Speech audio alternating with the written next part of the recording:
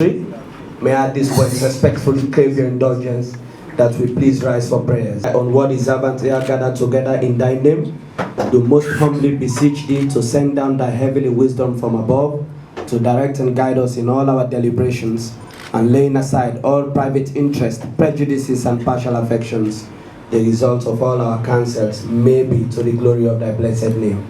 Amen. Following the established protocols, I will now invite the Deputy Leader of God. Ladies and gentlemen, you are welcome to Parliament. We have called this meeting as a result of the concerns of the people. Last week, to be precise, on Thursday, in our Thursday plenary, a lot of concerns were raised by members of Parliament concerning the intake of harmful drugs, to be precise, Kush. There was a motion moved by me and seconded, and the decision was carried that we invite principal players around drugs, dealing with the law, the National Revenue Authority, the Ministry of Social Welfare, Pharmacy Board,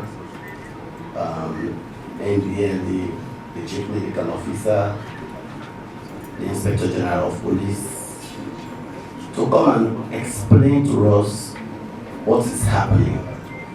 Because today, when you go to our villages, when you go to our communities, we now have people abusing drugs. And as representatives of the people, whatever that is of public interest is of interest to this Parliament. As lawmakers, we want to know, it's not just asking questions and explaining.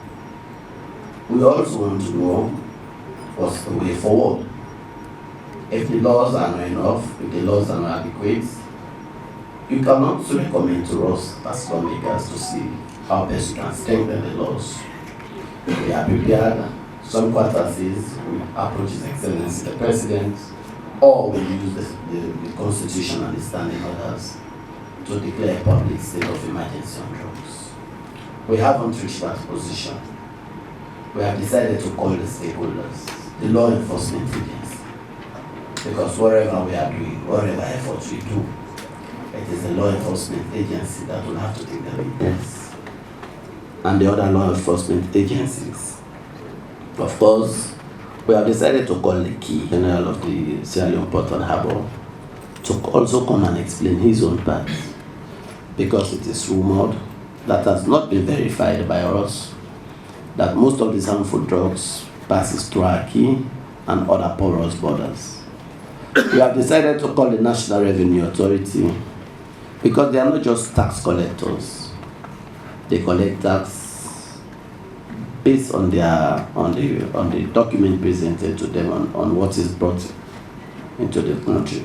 And they will also have to explain to us, it's answerable to us as a government and as a Parliament. They will also explain to us how far he has gone with the reduction of these harmful drugs. And the most disheartening will be retail. But let us see they are imported. We also want to know who are the retailers of these drugs.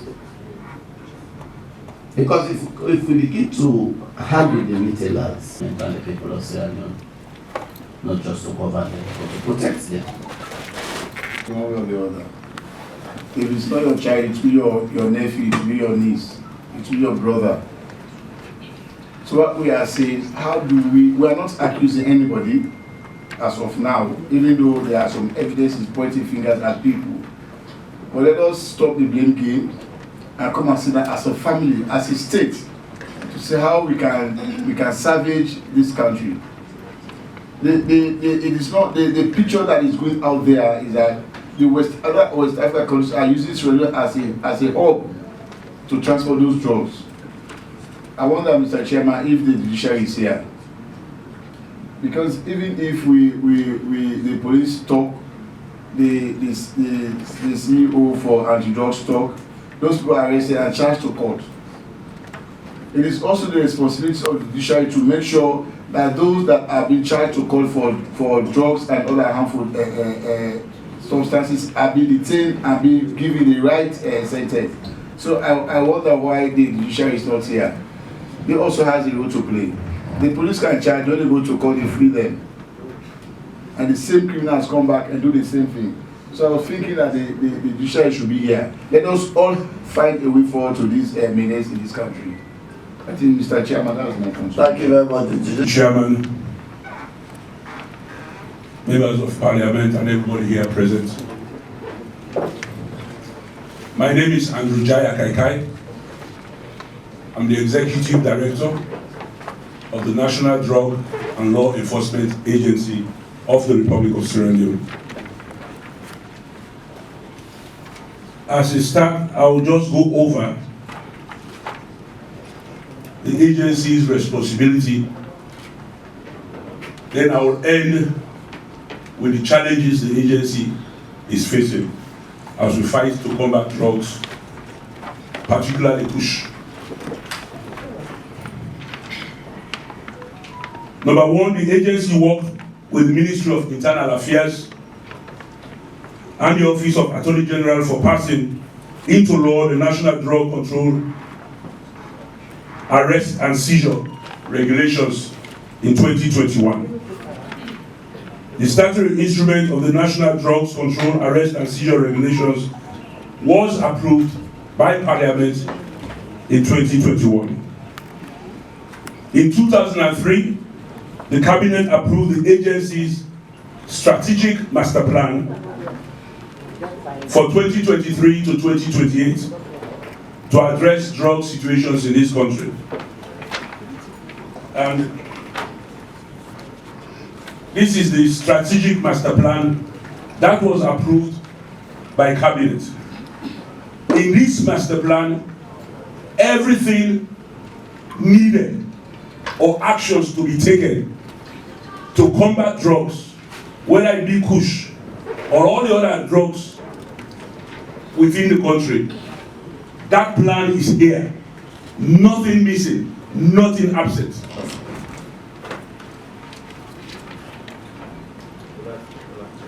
The agency, in partnership with the Ministry of Social Welfare, Ministry of Health, Ministry of Information and Civic Education, and Ministry of Youth Affairs, launched the first government rehabilitation center at the Peacekeeping Training Mission Center, Hastings. Presently, there are 39 persons who use drugs at that rehabilitation center. 26 females, 26 male, 13 female, and 3 female were referred to the Sierra Leone Psychiatric Teaching Hospital.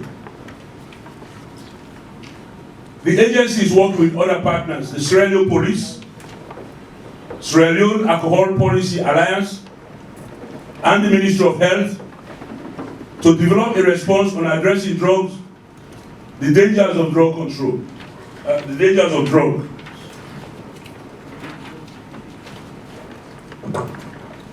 I was approved in this very parliament as head of the agency on the 24th of October 2023. Since that time, we have engaged schools,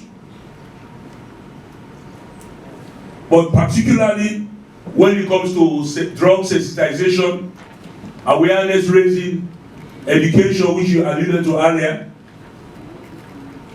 We have engaged Brookfields Car Wash, back of the prison quarters, Kaltinkeru community, Kintom Bridge, Bome dump site, both in Kintom and around Upgon, Crabtown Lumley, Mod El Niro Junction along the Hillside Bypass Road,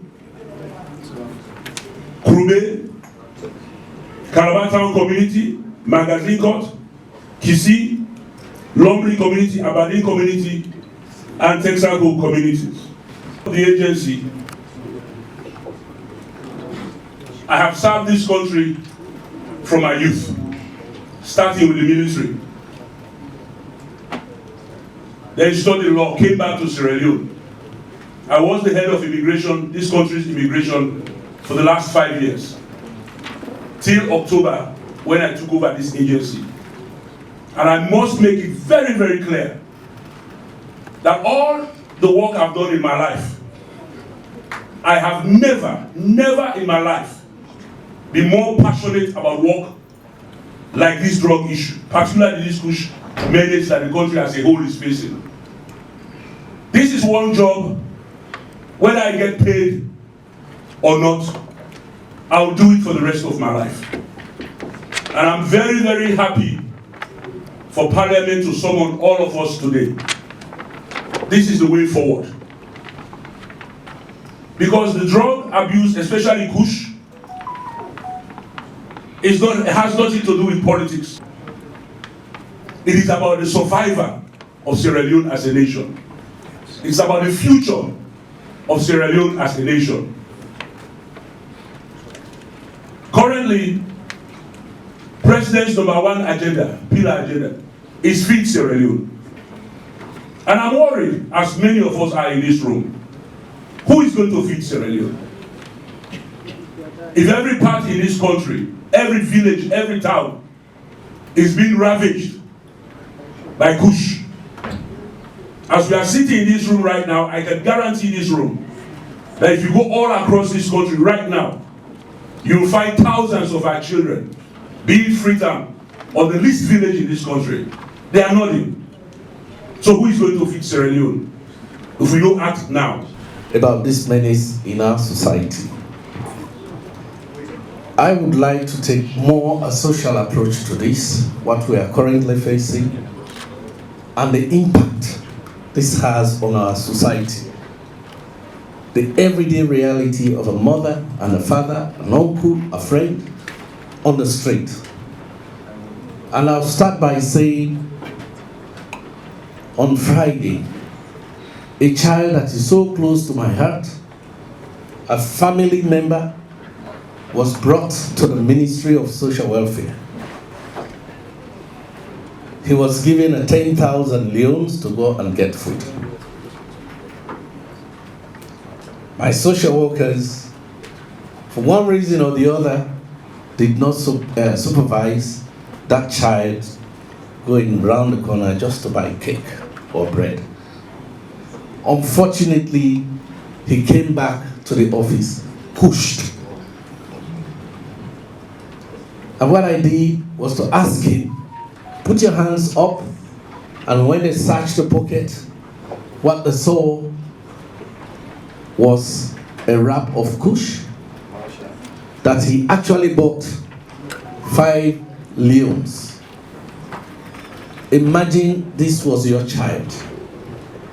As we speak, the ministry, together with other line ministry, are currently working to support the work of other agencies, NDLA and others, through what we call the interministerial approach and the multi-sectoral approach that was directly set by His Excellency, the President of the Republic of Sierra Leone. That work has been going on. As we speak, we are now at social welfare because of the social impact. We are actually working with NDLA and others to start collecting young people from the streets, pre-assessing them and putting them on a waiting list to enter a rehabilitation center. Sierra Leone is the first country that ever put a brick down for a rehabilitation center. Thank you, Mr. President, and all the colleagues here. Today, we can be proud that we have a rehabilitation center that is housing some resources, human resources, resource capacity, as well as resources to be able to augment the work in that center. The Ministry of Health, NDLA, the Ministry of Youth, and of course the Ministry of Social Welfare, we are very ardently working to make sure that we work. But unfortunately, we can only host about 50 for now. If you check the records of the Ministry of Social Welfare, we currently have over 300 young people brought to the ministry by their parents who are on the waiting list. And this is just eyes. A tip back. It's just a tip. When you walk round, is actually existential for Sierra Leone. Collectively, we have to work around it. When we get all these things normally, any drug that comes to us, we normally let the pharmacy board do an analysis.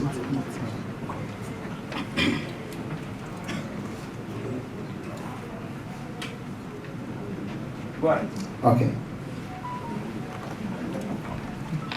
From the analysis we've realized that the thing Kush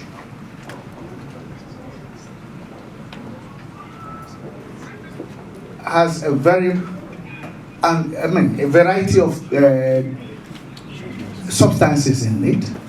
Some are animal based and some are from other sources. The major one is what we call the marshmallow as a raw material. Marshmallow. It may come in leaves or it comes as a packet or a powder. In that one, when we did the analysis, it has a lot of things. It has diazepam, Valium. In it even has signophylline. It has even anti-malaria drugs. It has formaldehyde or acetone. These are all very, very hazardous and they are in very high concentrations.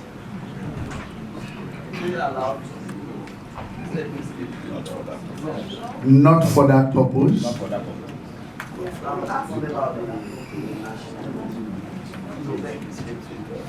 No. It's a narcotic and it's not prescribed in here. As it is now, we are seeing variety of symptoms and everybody comes with different presentations. Being, let me call it a syndrome, even our medical practitioners are really studying them. So we need to know because they come with different presentations. Some come up with cardiac issues, some kidney issues, some limb issues, some even come with multiple organ failure.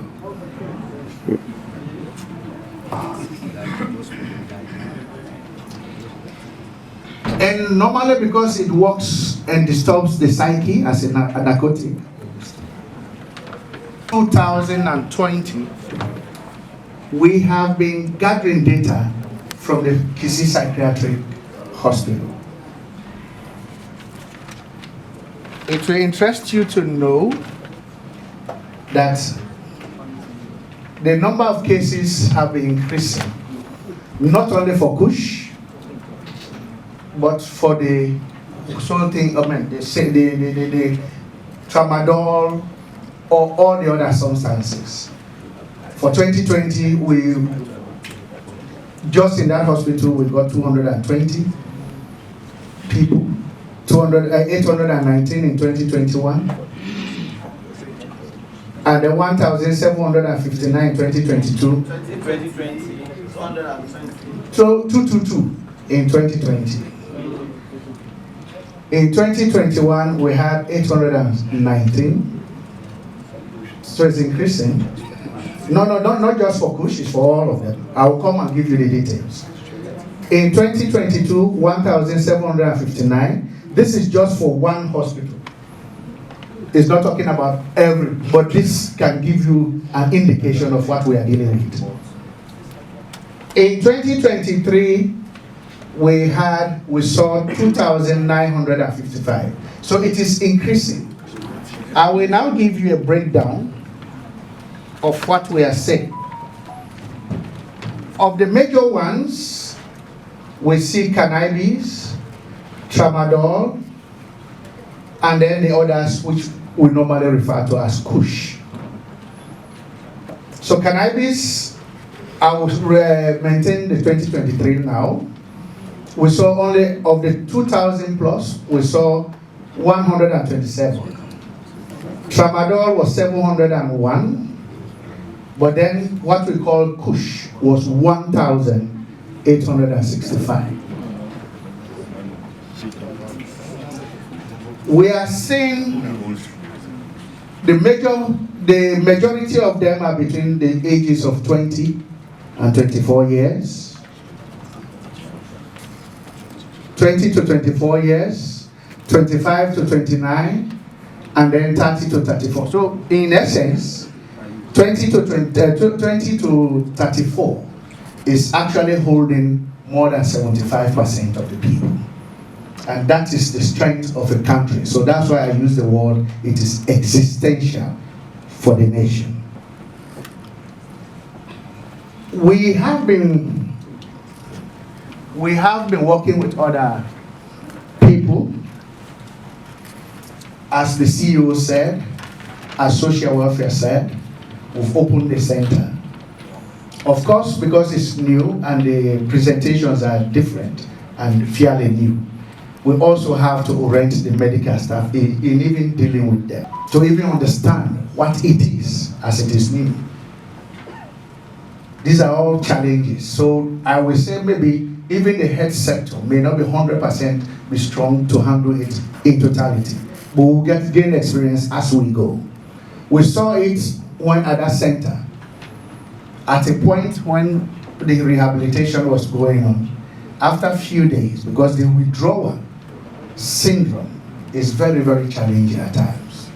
When you rehabilitate them and they are moving away, at times when they withdraw, the challenges may be multifaceted, as I said, manpower, and then even the areas where to keep them.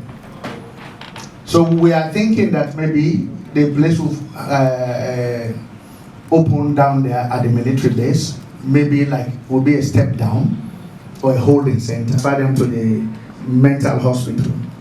Over there we are also almost completing the rehabilitation center there, but it's not yet done, and that is something we need to. We also give license for those who manufacture to bring them to the country, importation and distribution, and use of those products. So virtually what we normally do, whatever is supposed to come into this country that is therapeutics, applications are being made to us. We give permit for those that will come to us. Then when they reach at the key, we also give a permit to refer to a trial permit. There's somebody at the key, there's also somebody at the key that looks at virtually everything before they are released. But they are made available, definitely those are the times we can give permit. If you don't report to us, then it becomes a lot of area issue that sometimes needs to be a collaboration between all of us. Have you been collaborating? Yeah, we do. Because you know, tramadol is a dispensable drug. Yeah. And it is being abused. When we realized sector was recovering, we even met the CT recently.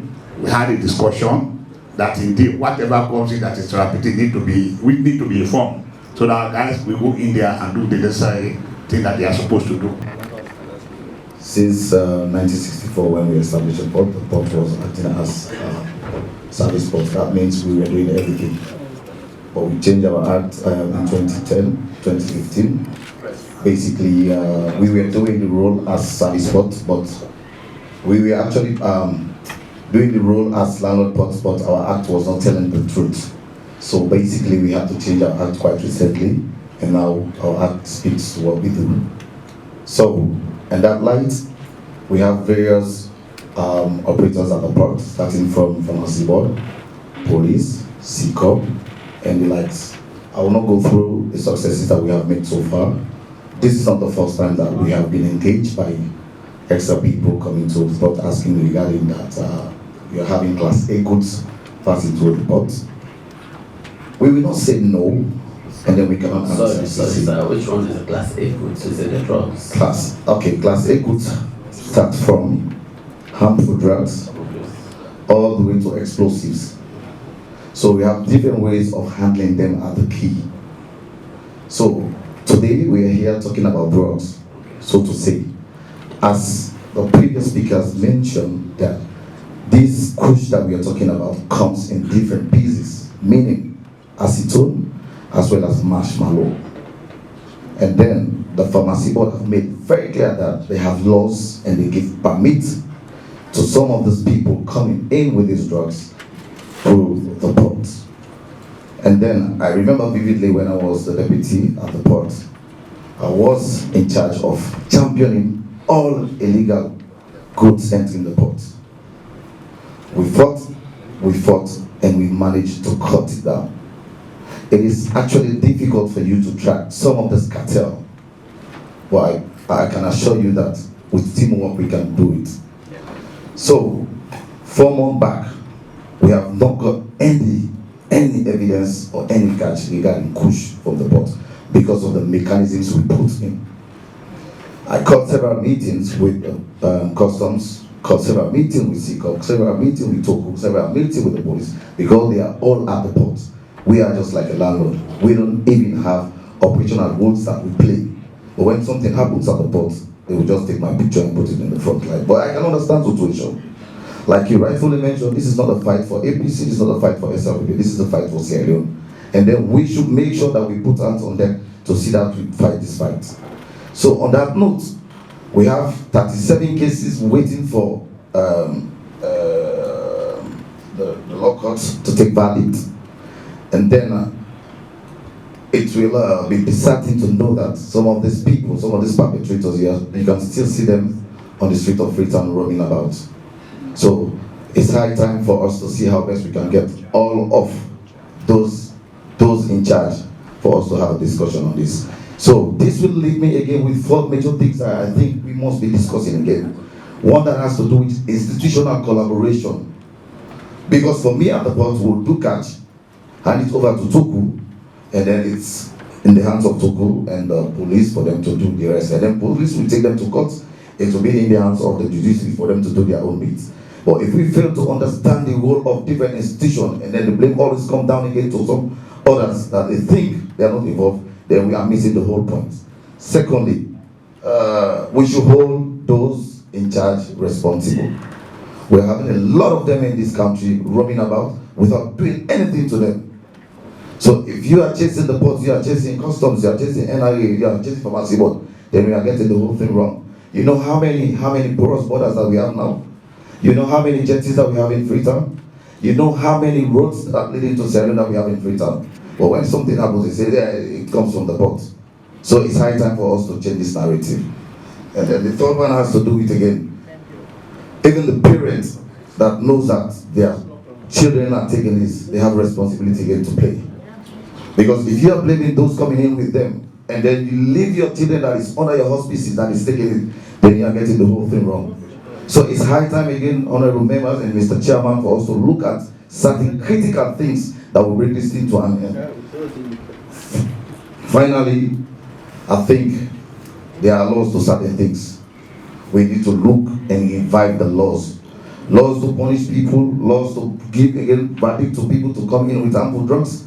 I think I'll rest my case there for now and then listen to the conversation, and then I'm here to answer any question. Thank you so very much. And who are the importers of this assumption and national law? NRA, we are collecting our taxes, and we believe whatever tax you collect, they are paid. Whatever charges you put on goods, these are goods that have been declared to you, and you have proven beyond reasonable doubts that these are goods that are worth taxing. We call you here deliberately because you can also be of. Okay. Thank you very much, Chairman. May I stand? Permission to stand? Thank you very much for inviting us to this very important meeting or hearing. It is high time, I believe, that we declare war on Kush because as a mother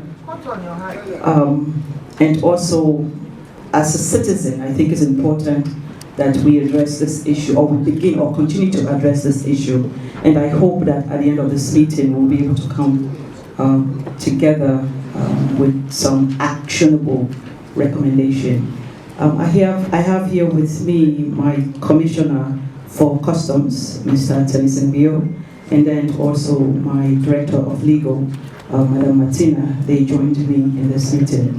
For me, I am going to have a discussion from a collective and participatory approach. Mr. Bio just mentioned about the different players that are at the port. But for us, NRA, not only at the port or at the quay, every border crossing point, we have representation. As long as it's supposed to be manned, we have representation there, and we have others represented also there. But I just want honorable members and the audience to know that it is deliberate when it comes to contraband. The essence of contraband is to hide. Bring things in, you hide. Our job as customs is to uncover what you hide. And we try to do that as best as possible using different ways and information. If we have intelligence, that will guide us. If we have other information, that will guide us. But this process of uncovering is like hide and seek. The people who bring illegal drugs, their job is to hide. They will do anything. We have heard that they will hide things in shoes, they will hide it in different ways. But our job is to uncover it. And I think we have been doing a great job at that, and we will continue doing that.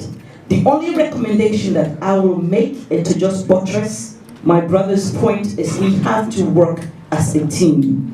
Because it isn't only customs that is down there at the quay or at the airport or at the borders. We have other participants. So it is important that we share information. It is important that we act on information as soon as we get them for the better good for everyone. We have been very active as an institution in making sure that what is not supposed to come in this country come. We need to make a commitment to you, and whatever we resolve to do here today, just rest assured that NRA will continue to participate, NRA will continue to lead, and we will continue to do our best. So we'll ensure that this menace is controlled, and not only controlled, but eradicated in our country. Thank you. Clearly, sometime last year, we intercepted contrabands, and the record would show that we did that in collaboration with others.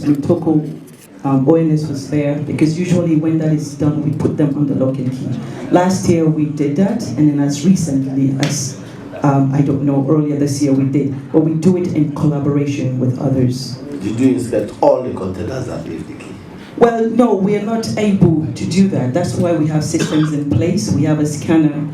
We do trade facilitation. If we're to inspect all of the containers that leave the quay, it will take it will take a while. We have listened to the CMO. The CMO have told us about the effects of these drugs. And for those registered at the mental home, you are seeing the increase from 2020 to 2023. It's worrying. That's for those that are registered. I believe, and we all believe on this side, that those that are not registered, they are triple that number that are the kissing mental. Some few days ago you heard from the Ministry of Social Welfare and the NBLA that they were able to have an inmate of 30 people, 50 now have a ghetto. Almost every community have a ghetto, and the most unfortunate thing is most of these ghettos are closer to police stations. Most of these ghettos are closer to police stations. And if you go to our communities, for us coming from rural areas, small villages, most of our villages have police stations, but also have ghettos. So, if we are going to fight this push, this menace, these drugs, the police should be on top of their game. One thing I always say is, if I'm to live my life all over again, I will ask God for me not to be a police officer. to go somewhere else. Because we police officers, we never win. We never win. We are always on the other side. But the issue of drugs, Mr. Chairman, honorable members, and everybody in this room, is a serious concern for all of us. For us, one of our core functions is to enforce rules and regulations. And after the war, during the war in the 80s, early 90s, the sub-region experienced an outbreak of civil wars across the board. And that coincided with the time when we are undergoing some restructuring of the Sierra Leone police under the Manchester Kit Bill. So we looked ahead, we were a little proactive. We set up the Transnational Organized Crime Unit TOP. It was based at Moreton. Then of course, in 2008, when the Cessna plane landed, that is when we actually now paid attention to the issue of drugs. That was when we realized movement of drugs across the globe, across the sub-region, is becoming a real threat. We must not lose sight of the fact that in the sub-region in West Africa, we have a hub that is known all over the world for transporting drugs, conduit for drugs from Brazil to other parts of the world and Africa. That is Guinea-Bissau. In 2010, I was in Abuja. We attended an emergency summit of security chiefs, how to restructure the Guinea-Bissau police and the Guinea-Bissau army. I presented the then Inspector General, Mr. Francis Munu. So, for us in the Sierra Leone police, we do those activities that have to do with drugs and everything, human trafficking, money laundering, all of those things. That's why TOCU is there. And TOCU is a multi-sectoral component. Everybody who has spoken in this room has a representation in that particular body, which is stationed at Hastings. The first quantity of marshmallow was intercepted at the freight section of the airport. It said the civil aviation, they should be here because they are also key in that one. That freight section is where they are bringing in every contraband. They will bring it sealed, they will deliver it sealed. When I was Director of Crime Services, I insisted that we have a police representative at that particular container section or freight section at the key. That was when we did our first interception. 3 packets of marshmallow. We charged that one to court. So when we focused at the airport, we realized that there has been a shift from the airport to the maritime domain. That was when we intercepted the then Honorable Emmanuel Conte with 7 pistols and a large number of ammunition. I remember that matter was also charged to court. So those 2 incidents, especially the one at the key, prompted the security sector, to establish what we call the Sea Cooperative Project. That's a French-funded project which is aimed at curbing crime which takes place in the maritime domain. And I want to say that since we have an office at the key, and everybody, like I said, who has spoken here is represented. It's a multi-sectoral approach. And during that time, from that time to now, we have intercepted, we arrested a Nigerian with 37 cartons of tramadol at the key. He was charged to court. And we also found him, when we went to search his accommodation, we found $34,000, all in fake dollars. From 2021, when we sent those fake dollars to the bank for them to examine and report, the report is still on the way. It has not happened to us. 4,000 fake United States dollars, they were in the possession of a Nigerian who was caught with the 37 cartons of tramadol. It is still there. So going forward, we stepped up our intelligence collection together with all other partners to look at these drug issues. So from that time to now, I have a good number of data in this file, which we'll explain to you exactly what we are doing as the police. Recently, at the key, of course, we've intercepted marshmallow, we've intercepted acetone at the key. The records are there. Recently, we intercepted about 102 cartons of tramadol at the key. That one we just as recent as well. Latest as I think it's total December or January this year, last year to this year. We just burnt that set of drugs on the 17th of February. We sought all. Yes, I will burnt everything. Are you sure? Yes, sir, the media was there. The media was there. That was done in the presence of everybody. Mr. IG, we have decided not to place you under oath. We have decided deliberately. I was told by the MPs and the clubs that we should place every speaker under oath. Mr. Chairman, you intercepted 32 cartons. 37 cartons of tramadol at the key in 2021. Recently, 102 cartons of tramadol. Yes. On the 17th of February, there was a huge burning exercise after we've got the clearance from the law officers for us to dispose of all of all this.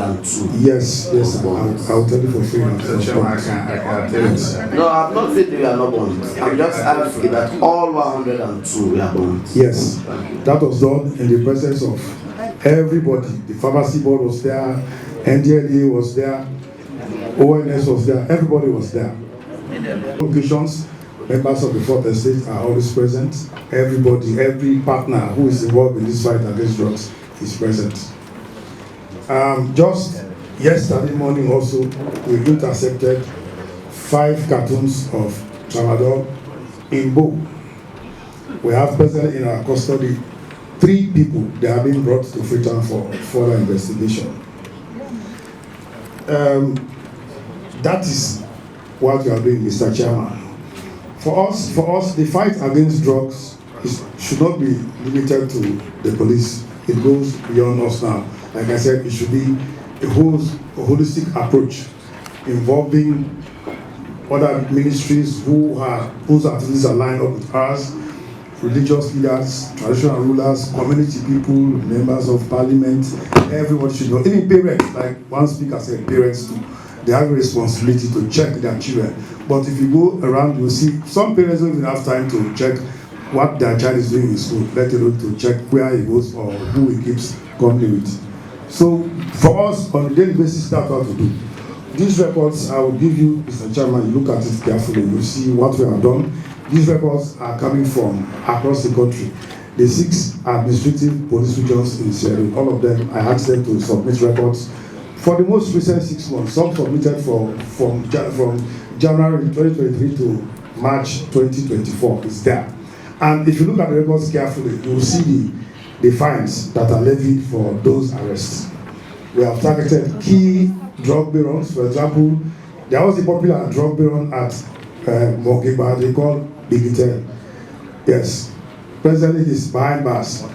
He has been granted bail on 2 occasions by the magistrates, and I have stood my ground that if you release him, I'm going to arrest him and keep him in the police station. Anytime he's going to court, I'll take him to court. So on 2 occasions, he has been taken back to court after he has been granted bail. I looked at the minimum fines they are imposing in the courts. I took that up with the then Chief Minister, J.D. Safar, and he brought it to the attention of the then CJ. And magistrates were called and advised to look at the laws carefully. We are lucky we have the laws. We have 2 laws, the Pharmacy Act and the new drug law of 2008. The biggest one is the new drug law. Most times, that one is very strong. It has provisions for seizure of property as long as it is established that it is proceeds from the sale of drugs. I'm not going for that one. Before that, what do you do when you charge somebody to court for drugs? How can you take somebody to court for the lawful possession of 1 bag of marshmallow and you find him 1 million or 2 million? He will walk out of the court swinging his hands. So we've had that challenge, and that challenge, I've raised that man with His Excellency, and he was very passionate about it. He gave strong orders for magistrates to sit up. So for us, we've come to a few findings. Like other speakers have said, the Kush is actually manufactured locally. The marshmallow is imported. That one is imported. It's not grown in this country, it's imported. And that is why one of our recommendations will be, whatever it takes, at the key, there should be 100% search of every container coming to this country. We should do that one. Otherwise, we are going to miss it. And that is why we have the C-Corp established at the key, because we realize criminals have shifted from the landscape to the maritime domain. So for us, this Kush, the other because of chemicals they used to manufacture Kush, like they said, acetone, other issues. For us in the sector, what we have done, we have set up a monitoring system. There are industries in this country which import because of chemicals. So what we do, they are cleared by a pharmacy board to import and the quantity they import. Then there is a mechanism for us to check how that one is being utilized. So periodically, we put a team together to go around to all of these factories which import because of chemicals for them to give us statistics of how they are disposing of those because of chemicals. That one is ongoing. So for the other drugs, we are not focusing only on Kush, we are also focusing on cannabis and all of that. 2 weeks ago, we brushed 2 farms in the hills around the states. We've arrested large quantities of cannabis in vehicles across the country. As I'm talking to you, our forensic expert is in Bo, giving evidence on a whole lot of drug cases.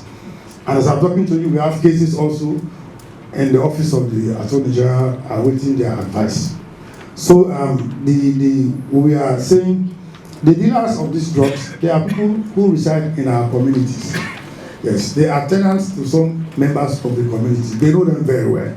So the approach, if they want to help the situation, is for them, no matter how small the community, if somebody is in that community, for example, my village, after Kwedu, 3 miles from Kwedu, if anybody goes there and starts selling drugs, people will know. It's only sad that sometimes people don't want to give information. And for us, we are aware of the fact that we cannot be everywhere all the time. We are structured the Australian police. We introduced a very important component, which is the social contract between the police and the residents of every community. So in all 36 police divisions, we have community policing boards. In those boards, what we expect is for us to discuss community challenges and use a model how to solve those problems. But I did not get it, which means they have more assignments to do, because Sierra Leone is not only talking of Freetown. We have several porous borders. Go to Cambia, go to Korodi Street, go to Kalandi Street, go to Kenimabo, Moyamba, porous borders. Those statistics, the data I was expecting, will help us to make informed laws. A motion has been raised, seconded, and this piece of information we've gathered so far from these stakeholders will inform us to make better laws. For your records, look at section 73(3) of this constitution. Remember, His Excellency the President, as far as section 73 is concerned, is part of this parliament now, as we sit. Mr. Speaker, as part of this parliament now, as we speak. The decision will arrive at the end of the day, the plenary, it will make a good law. But just take section 73, subsection 3. Parliament may make laws for the peace, security, order, and good governance of Sierra Leone. And this is what we are about to make. Parliament may make laws. We are worried. We are very, very worried. And we want to make these laws. It is good. We get very important piece of information from you. We are going to make these laws for the peace, for the security, for the order, and good governance of Sierra Leone. We add we need to increase the demurrage days for us to do a proper checking. Because I beg to what I'm going to say. In my village, Pumpeperi, in the Pujon district, some guys were arrested and taken to Pujon. The next day, they returned back to Bumpe. When I called them, they said, oh no, SO to not get evidence against them. Oh, they not doing Kush for any shows that Kush they sell. But everybody in that village, including the paramount chief, knows that particular home where they are selling those Kush and those drugs. COVID, we have fought that fight, we have won.